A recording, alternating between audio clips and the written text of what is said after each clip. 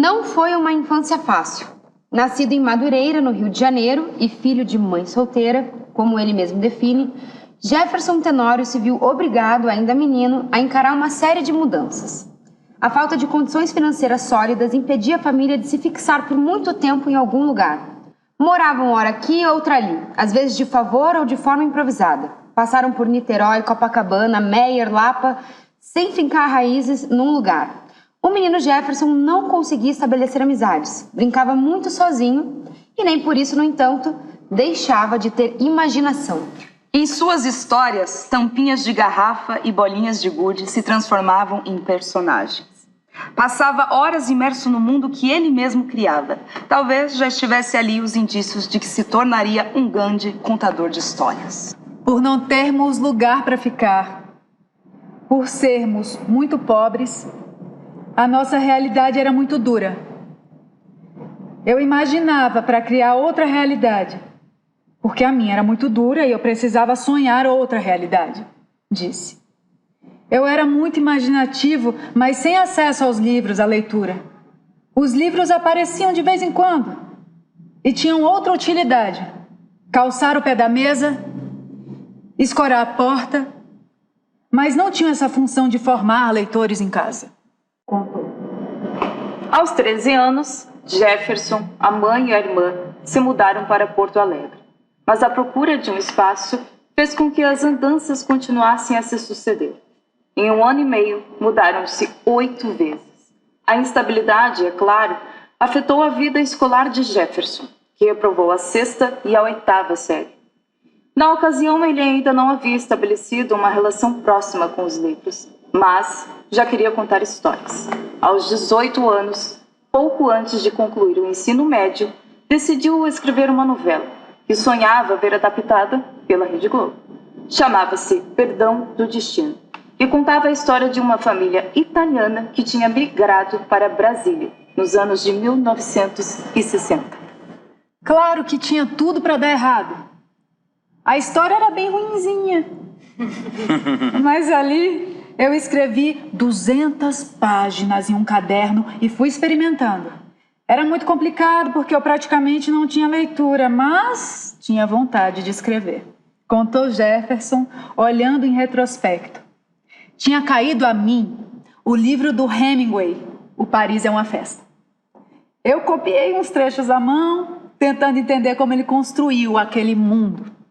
Relembrou. A entrada de Jefferson no universo literário se deu um pouco adiante, aos 22 anos, quando ele passou a frequentar um cursinho pré-vestibular comunitário, voltado a alunos negros. Logo no início, o jovem ficou impactado pelo que viu.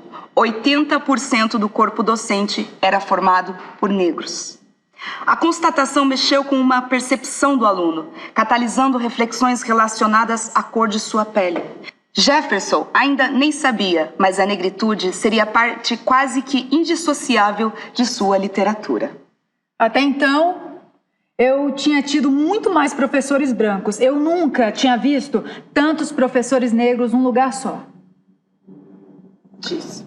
Entre os mestres, um deles provocou uma revolução na vida de Jefferson. Tratava-se do professor Jorge Frois, que lecionava literatura. Logo, a relação entre ambos se transformou em uma sólida amizade, a ponto de o aluno frequentar o apartamento do professor. Ali, Jefferson se maravilhou. Frois mantinha uma biblioteca com mais de 10 mil exemplares. O discípulo viu, enfim, as portas da leitura abertas para si. Passou a devorar de tudo: filosofia, história, literatura. No ano seguinte, em 2001, veio a faculdade. Jefferson pensava em arquitetura, mas o preço da mensalidade fez-o optar por letras, que era um curso mais barato. O primeiro semestre foi puxado, com o calouro tendo que dar conta de leituras pesadas de Homero e Shakespeare ao longo do ano da faculdade. Promoveu um concurso literário. Jefferson tinha manuscrito 2 poemas. Após digitar o primeiro, o computador da faculdade pegou fogo, impedindo que ele salvasse o segundo texto. Era o último dia e eu não consegui digitar o poema. Eu não consegui digitar o poema que eu ia escrever no concurso. Acabei escrevendo outro. Contou. Como numa dessas jogadas do destino, ele acabou vencendo o concurso com o poema que era o seu plano B.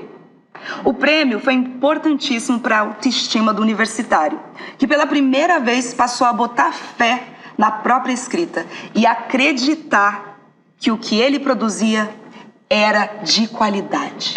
Se eu não tivesse ganho aquele concurso por ser negro em Porto Alegre, na região mais racista do país, talvez eu tivesse demorado mais para insistir na minha escrita. De uma hora para outra, tinha pessoas me chamando de poeta, de escritor. Eu nunca tinha imaginado algo assim, disse. As contingências, no entanto, fizeram com que Jefferson se afastasse temporariamente da escrita.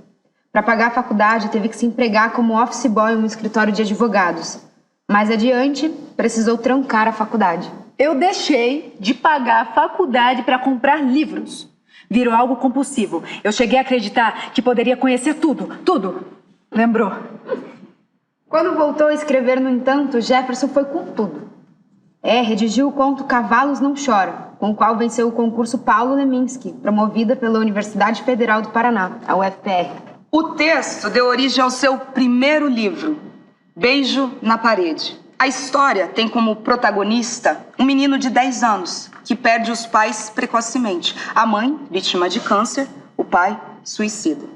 O garoto vai ficar na rua, onde encontra outra família, uma prostituta, uma travesti, uma cafetina e um bicheiro. Enquanto se digladiava com a escrita, o autor vivia um período pessoal de inflexão.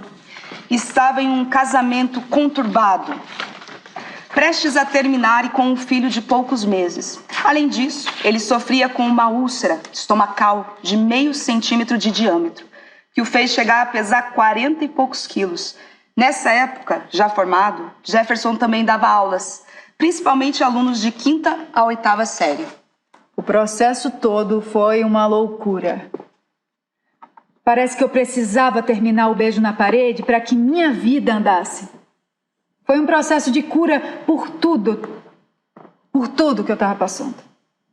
Parece que consegui depois que terminei. Pois as coisas começaram a melhorar. Foi como se o livro tivesse me salvado, disse o escritor. Lançado em 2013, Beijo na Parede, da editora Zahar, fez sucesso imediato no Rio Grande do Sul.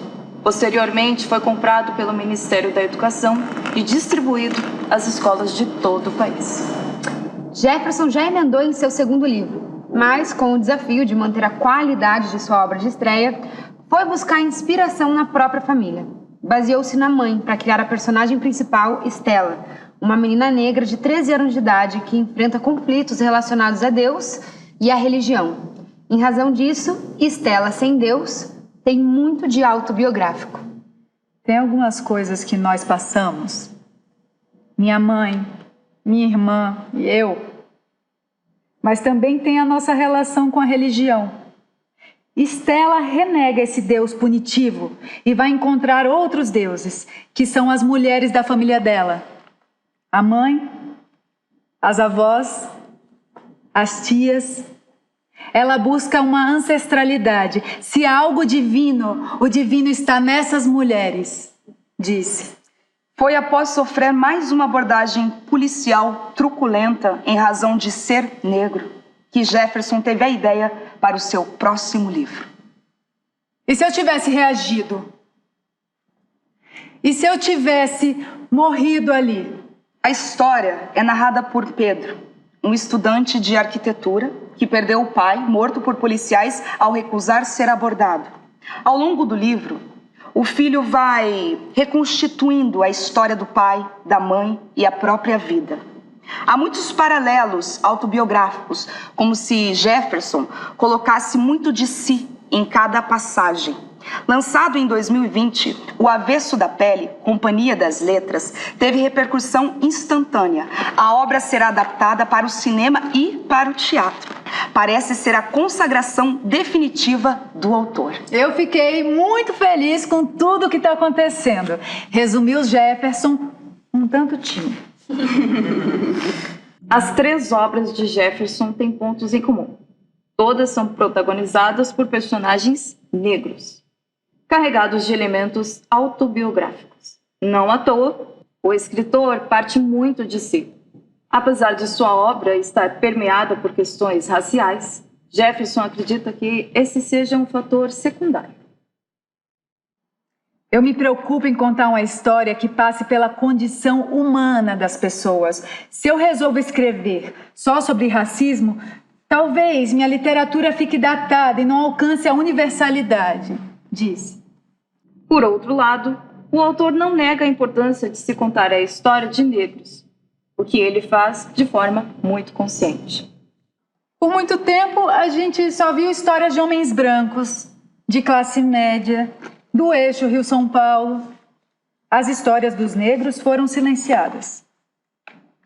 Dos anos 2000 para cá é que temos tido autores negros e negras no Brasil. Meus livros contribuem para isso, opinou. Para um jovem negro, é fundamental que ele se reconheça nas histórias e saiba que existem autores negros.